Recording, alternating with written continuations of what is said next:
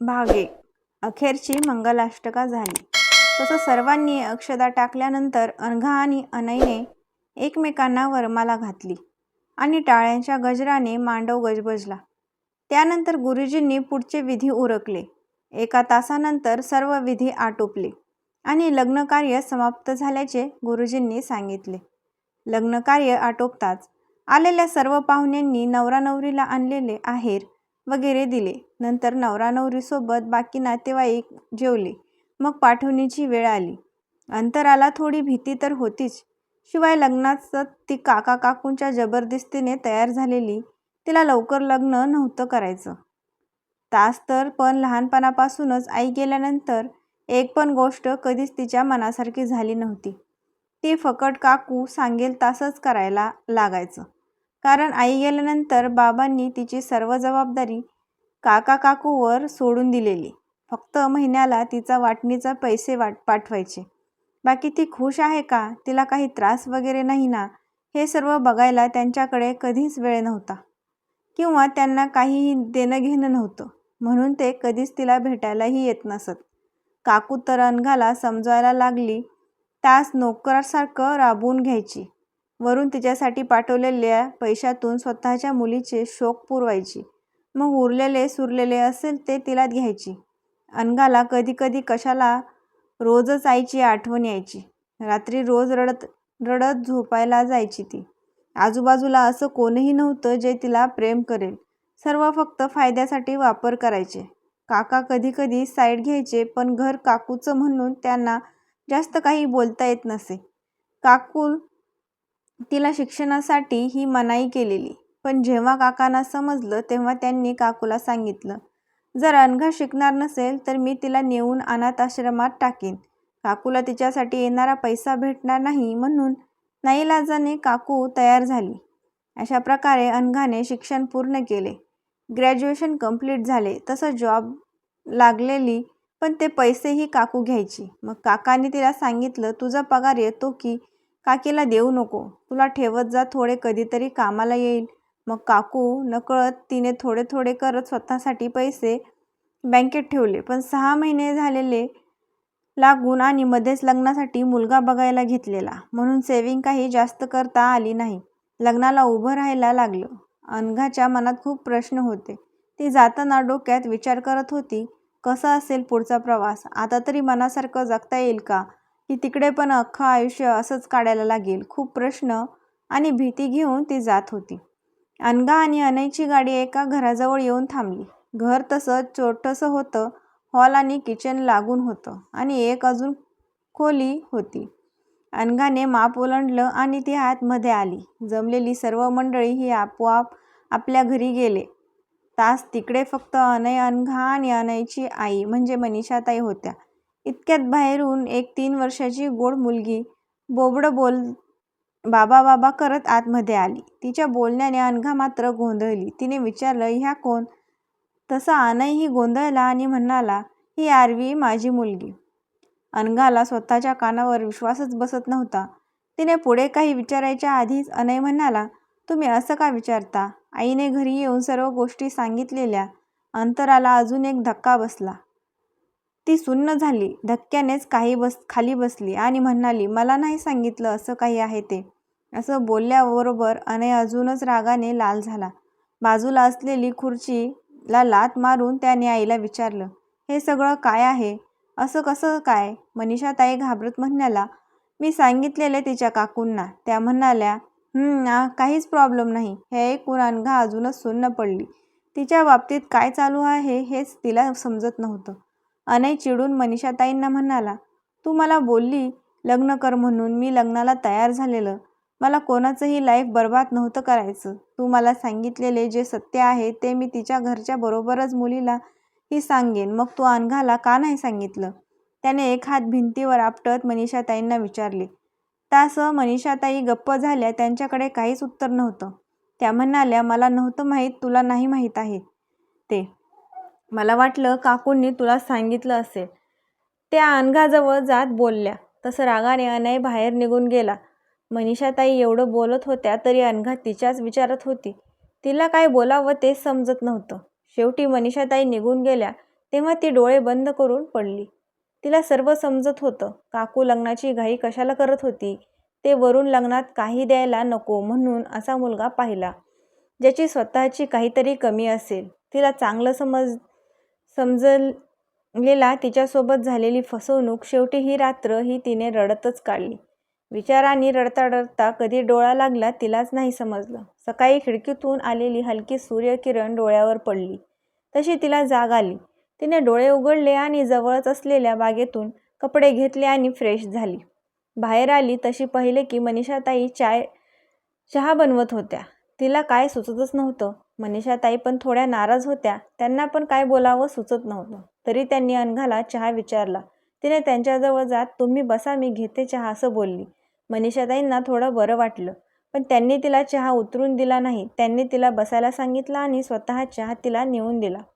पहिल्यांदाच तिला कोणीतरी चहा आणून दिलेला तिने त्यांच्याकडे पाहिलं तसं त्यांचे डोळे भरून आले. तिने त्यांना बसायला सांगितलं आणि चहा विचारला. त्या नाही म्हणल्या.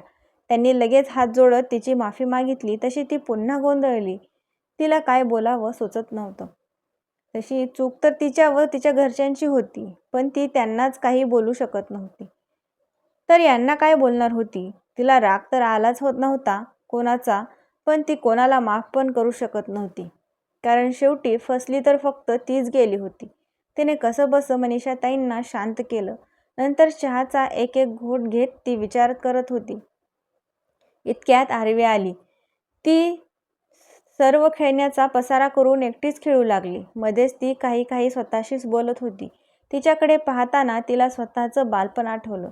तिला कधीच असं खेळायला नव्हतं भेटलं. तिचा निरागस बालपण बघता बघता तिला अचानक आठवलं, ती एवढं निरागस बालपण जगते कारण तिचा बाबा आहे तिच्या पाठी आणि आपला तर कोणच नाही. हिची आई कुठे गेली असेल. नशीब तिचा बा खूप जीव लावतो तिला, नाहीतर तिचा पण आपल्यासारखाच झाला असतं. मग्न विचारात असतानाच तिला आरवीच्या रडण्याचा आवाज आला. तशी ती भानावर आली. आरवी चालता चालता पडली. तसं तिला लागलं म्हणून रडू लागली. अनघाने तिला उचलून खांद्यावर घेतलं आणि डोक्याला लागलेल्या हाताने चोळत थोडं शांत करत होती. डोक्यावर अनघाचा हात फिरतच थोड्या वेळाने ती शांत झाली. तसं मग अनघाने तिला मांडीवर झोपून थोडं गरम पिशवीने शेकवलं. तिला जेवणही आज अनघानेच भरवलं. काही वेळाने डोकं शेकवता शेकवता आरवी अनघाच्या मांडीवर झोपून गेली. हे सर्व मनीषाताई लांबूनच बघत होत्या. संध्याकाळ अनय घरी आला तशी आरवी धावतच अनयजवळ आली. अनयने तिला वार उचलले एक पापा घेतला. त्याने डोक्याला लागलेलं पाहिलं तसं विचारलं, हे काय झालं. मनीषाताई म्हणल्या, खेळता खेळता पडली. मग मनीषाताईंनी अनघाला कसं काळजी घेतली ते सांगितलं. अनघा आतमध्ये बसलेली म्हणून तिला काही ऐकू येत नव्हतं. थोड्या वेळानं अनघा बाहेर आली. तिने पाहिलं की आरवी आणि अनय एकमेकांशी खेळत मस्ती करत होते. तिला खूप छान वाटत होतं. अनघाला बघून ती तिच्या जवळ आली आणि तिला खुणेनेच खाली बसायला लावलं. नंतर ती खेळणी काढून तिला खेळायला सांगत होती. अनघा ही तिच्यासोबत खेळत होती. अनय त्या दोघांनी पाहत होता. नंतर उठून तो फ्रेश व्हायला गेला. तो फ्रेश होऊन आला तरी या खेळातच होत्या. त्याने मनातच म्हटलं, अनघाला खेळायला भेटली तिच्यासारखीच कोणीतरी लहान, आणि स्वतःशीच हसला. नंतर अचानक परत कसल्या तरी विचारात गेला. इकडे जेवण तयार होतं म्हणून मनीषाताईंनी जेवण घेतलं. अनघा ताट घेत होती तेव्हाच अनघा गरम जेवण जवळ घेत जाताना अनघाने पाहिलं. तसं लगेच ती तिच्या पाठी गेली. सर्व इतकं अचानक झालं की अनघाने आरवीला तर बाजूला घेतलं, पण गरम डाळ मात्र अनघाच्या हातावर सांडली. तिला खूप पोळलं होतं. मनीषाताईंनी लगेच तिचा हात पाण्याखाली धरला तेव्हा थोडा वेळ बरं वाटलं. नेमकं उजव्या हाताला लागलेलं म्हणून तिला आता जेवताही येणार नव्हतं. अनय रूममधून बाहेर आला. त्याने आरवीला उचलला आणि अनघाला विचारले, जास्त लागलं असेल तर डॉक्टरकडे जाऊ. तिला आजपर्यंत एवढा वेळ काकूकडे भाजलं वगैरे असं तरी कोणी साधं विचारपूसही करत नव्हते, आणि तिला आज अनयने असं विचारल्यावर खूप छान वाटत होतं. काकूंची काळजी बघून तिला आईच आठवली. अनयला काहीच उत्तरानं आल्याने त्याने परत एकदा तिला विचारलं. तेव्हा ती विचारातून बाहेर येत नको म्हटली, पण तिचा हात बघता मनीषाताईंनी डॉक्टरकडे घेऊन जायलाच लावलं. अनयने टू व्हीलर घेऊन निघाला. तिला मात्र बसताना जरा त्रास झाला, पण अखेर मनीषाताईंनी तिला मदत केली. डॉक्टरकडून आल्यावर त्यांनी लावलेला मलम हाताला लावला. तसं अनघाला बरं वाटलं. मलम लावून झाल्यावर मनीषाताईंनी जेवण घेऊन आल्या आणि तिला जेवण भरवलं. तिला एकदम धक्काच बसला. लहानपणापासून तिला कोणी जेवलीस काही विचारलं नव्हतं आणि आज मनीषाताई परिस्थिती बघता बघता आपण काहीच न बोलता जेवण घेऊन आले. त्यांच्या हातून घास खाऊन तिला पहिल्यांदाच जेवण पोटभर झालं असं झालं. तिच्या चेहऱ्यावर आनंद दिसत होता. रात्री सगळ्याची जेवण वगैरे आटोपली तशी अनय व आरवी खेळत होते. मग झोपायला जाताना अनयने अनघाला हातबद्दल विचारले तेव्हा तिने ठीक असल्याचे सांगितले. इकडे आरवी पाठीमागून घरात आली आणि धावत अनघाकडे गेली आणि बेडवर आडवी झाली आणि अनयलाही तो झोपायला बोलवत होती. तसं अनघाला थोडी धक्कीच भरली. मग अनयने आरवीला समजावत सांगितलं. तिला पण बाहेर झोपायला घेऊन जाणार होता पण ती ऐकायला तयार नव्हती म्हणून अनघानेच त्याला सांगितले आणि आरवीला आपल्या बाजूला झोपवले. अनय बाहेर हॉलमध्ये बेडवर आडवा झाला. त्याला लगेच झोप लागली. तशी इकडे आरवी अनघा गोष्टी सांगत होती तर मनीषाताई आरवीला झोपल्या सांगत होत्या. पण आरवी झोपायचं नावच घेत नव्हती. ती अनघासोबत खेळत होती. मनीषाताईचा डोळा लागला तशा त्या झोपी गेल्या. मग काही वेळाने कंटाळून आरवी ही झोपली. खूप शांत दिसत होती. आरवी झोपेतच अनघ्याला कुशीत झोपली होती. अनघाला खूप छान वाटत होतं. अनघाला पाणी पिण्यासाठी किचनमध्ये गेली. बाहेर अनय बेडवर असंच झोपलेला. तिने त्याच्या अंगावर पांघरून टाकलं आणि पाणी घेऊन परत आतमध्ये गेली. दुसऱ्या दिवशी सकाळी अनघा उठली तेव्हा आरवी बाजूलाच होती. अजूनही तिला कवटाळून तिने हळूच तिला बाजूला केलं आणि फ्रेश होऊन मग बाहेर आली. अनय केव्हाचा ऑफिसला गेलेला. अनघा किचनमध्ये आली. मनीषाताईंनी तिला हातबद्दल विचारले. अनघाने बरं असल्याचे सांगितले. तासन तिला बसायला सांगून तिच्यासाठी चहा आणायला गेल्या. त्यांच्या पाठून गेली. अहो नको आई, मी घेते. तिच्या तोंडून पहिल्यांदाच मनीषाताईंसाठी आई आलेला ते तिलाही जाणवलं नाही आणि त्यांनीही मनीषाताईंनी पटकन म्हणाल्या, बघ तू आई बोलतेस ना मला. मग पोरीला लागलेलं असताना कोणती आई तिला काम करायला देईल. आज आराम कर मग नंतर हात बरा झाला की बघू. त्यांचं बोलणं ऐकून तिला खूप छान वाटलं. आजपर्यंत आपल्यासाठी कोणीच नाही असं वाटलं होतं तिला, जे खरं पण होतं. पण आता तिला मनीषाताईचं बोलणं ऐकून आईच भेटली असं वाटत होतं. तिने मनीषाताईंना मिठी मारली तसं त्यांनीही तिला डोक्यावरून हात फिरवत शांत केले. त्यांनी तिला शांत करून बसवले आणि चहा आणून दिला. चहा पिऊन झाल्यावर अनघा रूममध्ये गेली.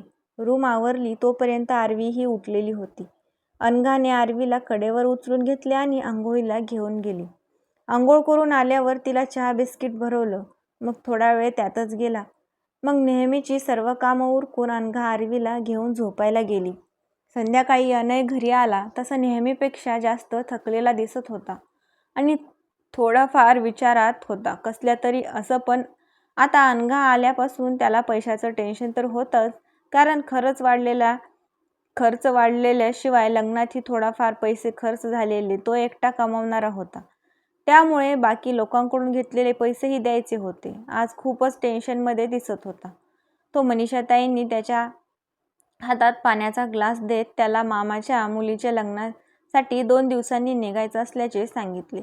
तसा त्याच्या चेहरा अजूनच पडला, कारण एकतर आई नाही तर आरवीसाठी त्याला सुट्टी काढावी लागणार होती आणि दुसरं म्हणजे मामाच्या मुलीच्या लग्नासाठी पैसा लागणारच होता आहेर वगैरेसाठी. तरी आईला त्याने असं दाखवून दिलं नाही. काही वेळानंतर सगळ्याची जेवणं वगैरे झाली आणि सर्व झोपायला गेले. आरवी आज पण अनघाजवळच झोपलेली. त्यामुळे अनय बाहेर एकटाच होता. त्याला झोप येत नव्हती. पैशाचं कसं करायचं, सुट्टी कशी घ्यायची, कारण लास्ट मंथमध्येच लग्नासाठी टाकलेली परत घ्यायची म्हणजे खूप ताण होता डोक्यावर. शिवाय पैसे कट झाले तर हिशोब पण गडबडणार. तो या कुशीवरून त्या कुशीवर करत होता. थोड्या वेळाने अनघा पाणी पिण्यासाठी बाहेर आली. तिने पाहिलं अनय एकटाच बाहेर फेऱ्या मारत आहे. तिने त्याच्याकडे जात विचारलं, काय झालं. त्याने मागे वळून पाहिलं. अनघा होती. त्याने चेहऱ्यावर स्माईल करत काही नाही म्हटलं. तसं अनघा बोलली, टेन्शन आहे का कसलं. नाही, तो अडखळत म्हणाला. मग झोप नाही का आली तुम्हाला. हो नाही येत, झोप नाही येत म्हणूनच फेऱ्या मारत होतो. मला माहितीये, मी आल्यापासून तुमचा खर्च वाढला आहे थोडा. तिच्या अशा बोलण्याने तो थक्कच झाला. नाही तसं काही नाही, तो म्हणाला. मला माहिती आहे नाही, पण मी एक सांगू का, माझ्याकडे आहेत 5,000. मी ते आईनं देते गावाला जाताना. आणि राहिला प्रश्न सुट्टीचं, तर तुम्हाला काही प्रॉब्लेम नसेल तर मी सांभाळते आरवीला. तिच्या असं बोलण्याने त्याला धक्काच बसला. तो नाही बोलत होता, पण तिने काहीच ऐकून न घेता त्याला खेचत आणून हॉलमध्ये बेडवर झोपवलं आणि रूममध्ये निघून गेली. तिच्या असं बोलण्याने मात्र त्याचा थोडा टेन्शन कमी झालं, पण तरी तिच्या बाबतीत एवढा सर्व चुकीचं झालेलं असतानाही तिचे पैसे कसं घ्यायचे असं त्याला वाटत होतं. त्याचा विचार करता करता तो केव्हा झोपला हे त्याला समजलंच नाही.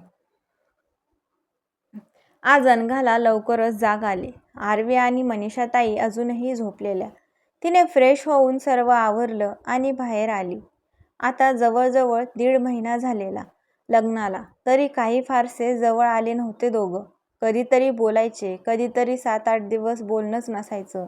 आरवीसोबत रुळली होती अनघा, पण अनय अजून तरी तिने फारसं ओळखलं नव्हतं. पण जेवढं दिसत होतं त्यावरून तिला अनयचं टेन्शन, धावपळ सर्व दिसत होतं. म्हणूनच रात्री ती स्वतःहून बोलायला गेली.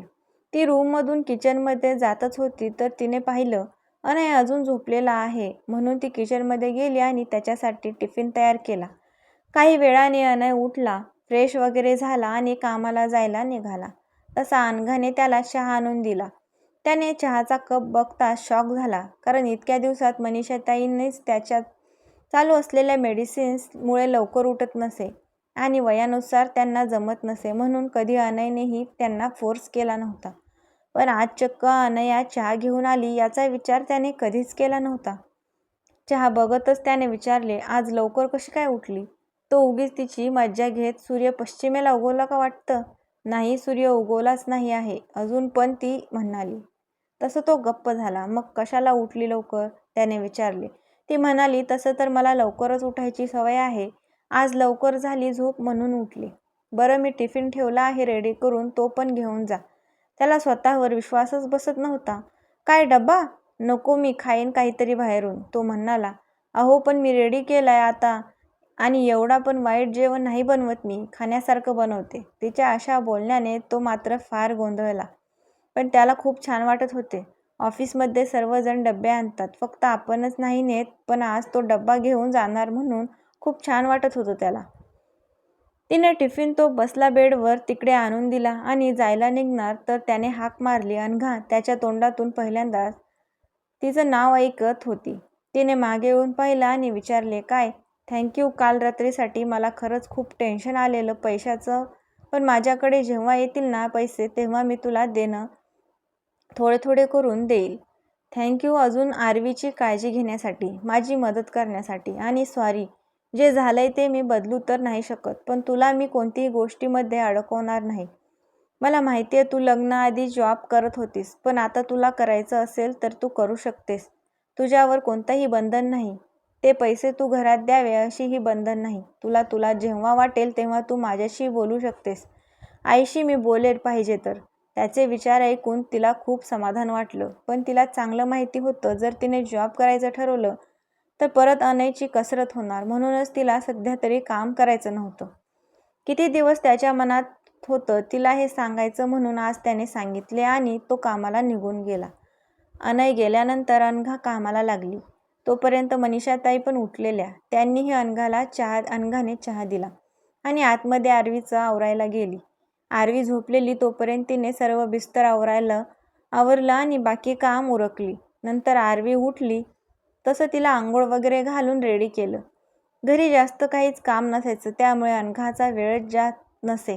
कधीतरी आरवीसोबत खेळताना वगैरे असं जायचा, पण कधी कधी तिला बसून बसून कंटाळा यायचा. आज तर लवकर उठलेली त्यामुळे सगळी कामं झालेली. मग उरलेलं वेळ काय करायचं म्हणून तिने कपाट आवरायला घेतलेला. आरवीला खेळणी ठेवून समोर बसवलेलं आणि ती तिकडेच बाजूचं कपाट लावत होती. कपाटात सर्व कपडे अस्ताव्यस्त होते. तिने त्यांच्या घड्या करून नीट व्यवस्थित ठेवले. ते करताना मधी तिचं लक्ष आरवीकडे होतं. असं पण तिने काढलेल्या पसाऱ्यात आरवी मध्ये मध्ये करत होती. वरच्या खणात सर्व कपडे लावून झाल्यावर तिने खालच्या खाण साफ करायला काढले. त्यात एक छोटी पेटी ठेवलेली खूप जुनीच होती. तशी ती तिने खोलून पाहिली. त्यात काहीतरी चिठ्ठ्या वगैरे होत्या आणि एक फोटो पण होता. तेवढ्यात मनीषाताई तिकडे आल्या. अनघाने त्यांना विचारलं, आई हे बघा, या आरवीची आई आहेत ना? मनीषाताईंनी असं ऐकताच त्यांचा चेहरा पडला. अनघाने विचारलं, काय झालेलं? त्या अचानक असं का गेल्या? मनीषाताईचे डोळे अचानक पाणवले. त्याने अनघाजवळ जात म्हटलं, बघ, चुकीचं नको समजू, पण काय झालं? आई आरवीची आई आम्हाला सोडून म्हणजे दुसऱ्या मुलांसोबत पळून गेलेली. हे ऐकताच अनघाचे डोळेच मोठे झाले. अनय आणि रीताचं लग्न झालं. त्यांचं लव्ह मॅरेज होतं. सगळं छान चाललेलं. लग्नाला वर्ष झालं आणि रीता प्रेग्नंट राहिली. अनयने सर्व डोहाळे पुरवले. सगळं काही केलं तिच्यासाठी. तिला सर्व दिलं. हवं नको ते अनय रात्र रात्र ओव्हरटाईम करून तिला सर्व लाड पुरवायचं. तिला कशाचीच कमी नाही पडू द्यायचा. तरीही ती कधीच खुश नसायची. तिला नेहमीच भेटीत त्याहून जास्त लागायचं. डिलिव्हरी झाली त्यानंतरही ती मुलीकडे बघायचं सोडून तिचं एक मित्र होता, त्याच्यासोबत पार्टीला वगैरे जायची. कधीच तिने घराचा आणायचा किंवा आरवीचा विचार केला नाही. अनेकदा घरी रात्री रात्री त्यांच्यासोबत असायची. अनय खूप लाज वाटायची. तिच्यामुळे आजूबाजूची लोक, ऑफिसमधली लोकही अनयला चिडवत असे. अनयने अनेकदा तिला समजवण्याचा प्रयत्न केला, पण ती समजण्यापलीकडे गेलेली. तिला कधीच अनयचं प्रेम किंवा काळजी नको होती. तिला फक्त पैसा आणि ऐशोआराम हवा होता. अनयची खूप स्वप्न होती. त्याला स्वतःचा बिझनेस करायचा होता, पण रीताच्या अशा वागण्यामुळे सगळीकडेच बेइज्जती झाली. मग ती नोकरी पण सुटली. आरवी लहान होती आणि त्यांचे बाबाची तब्येतही बरी नसायची. तेव्हा म्हणून मग मला त्यांच्याजवळच राहायला लागायचं आणि ह्याला आरवीकडे. या सर्व धक्क्याने अनयचे बाबा त्या रडायचा सुरू झालाय. अनघाच्या डोळ्यातही पाणी आले. तसं तिने शांत केले मनीषाताईंना. तरीही मनीषाताईंनी आज खूप बोलायचं होतं म्हणून त्या म्हणाल्या, हे गेल्यानंतर मी पण खचले. अनयने कसंबसं करून आम्हाला सावरलं, पण बाबा गेल्याचा दोष तो अजूनही स्वतःलाच देतो. नंतर मी आरवीला सांभाळले. अनय कुठे जॉब भेटतो का यासाठी 2-3 महिने फिरत होता. शेवटी एक जॉब भेटला. मग त्याने घर आणि जॉब करत कसंबसं सावरलं. अनेकदा जॉब करायचं विचार करतो, पण नंतर लगेच आरवीचा चेहरा समोर येतो, म्हणून मग तो आहे तिकडेच थांबतो. हे ऐकून अनघाला कसं तरी झालं. म्हणजे एवढी चांगली माणसं असताना कोणी कसं जाऊ शकतं पैशासाठी, असं तिला विचार पडला. कशी वाटली तुम्हाला कथा? नक्की कमेंट्सद्वारे कळवा. पुढील भाग पाहिजे असेल तर कळवा.